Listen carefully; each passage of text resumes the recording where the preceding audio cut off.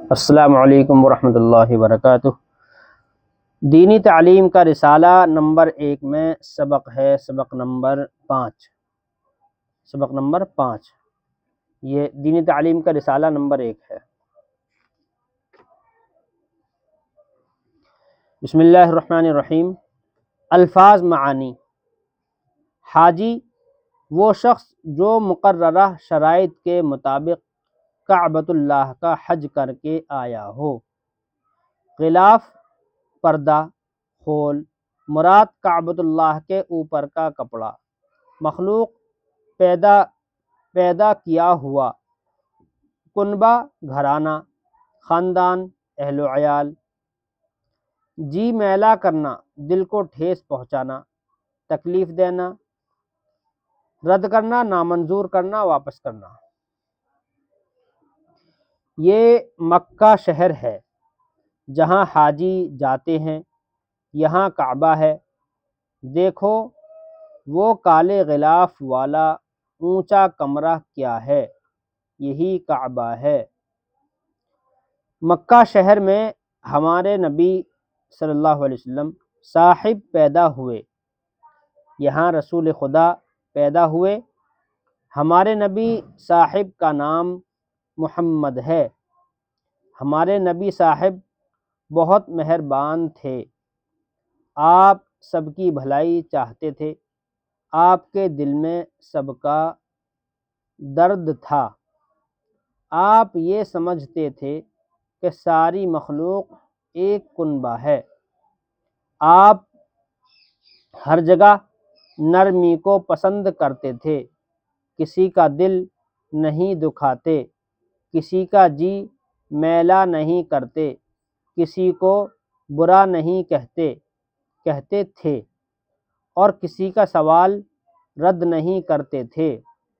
اپنا کھانا بھوکوں کو کھلا دیتے، آپ بھوکے رہتے، بھوکوں کا پیٹ بھرتے، سیدھی سادی زندگی بسر کرتے۔ آپ صلی اللہ علیہ وسلم نے فرمایا، زمین والوں پر رحم کرو، تم پر آسمان والا رحم کرے گا۔ جب نبی صاحب کا نام لیا جائے تو تم کہو صلی اللہ علیہ وسلم، رحمت ہو اللہ کی آپ پر اور سلام ہو۔ عربی کا یہ شعر پڑھو اور یاد کرو۔ بلغ العلا بکمالہ، کشف الدجا بجمالہ، حسنت جمیع خصالہ، صلو علیہ وآلہ۔ سوالات: مکہ کیا ہے اور مکہ میں کیا ہوتا ہے؟ تو دیکھو مکہ، اس کا جواب یہ رہا، مکہ شہر ہے، یہاں کیا ہوتا ہے؟ یہاں حج ہوتا ہے۔ ہمارے نبی صاحب کہاں پیدا ہوئے؟ ہمارے نبی صاحب مکہ شہر میں ہمارے نبی صاحب پیدا ہوئے۔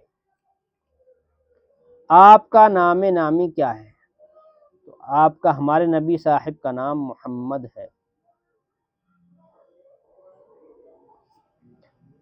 آپ کی کچھ باتیں بتاؤ، تو آپ کی کچھ باتیں یہ ہیں: آپ سب کی بھلائی چاہتے تھے، آپ کے دل میں سب کا درد تھا، آپ یہ سمجھتے تھے کہ ساری مخلوق ایک کنبہ ہے۔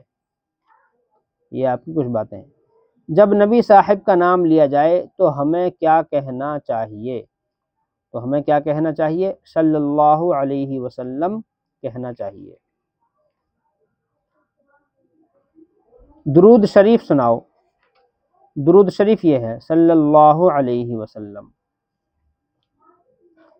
حاجی، غلاف، مخلوق، کنبہ اور رد کا مطلب بتاؤ۔ رد کا، ان سب کے مطلب یہ رہے، اس میں بتا چکے ہیں پہلے۔ والسلام علیکم۔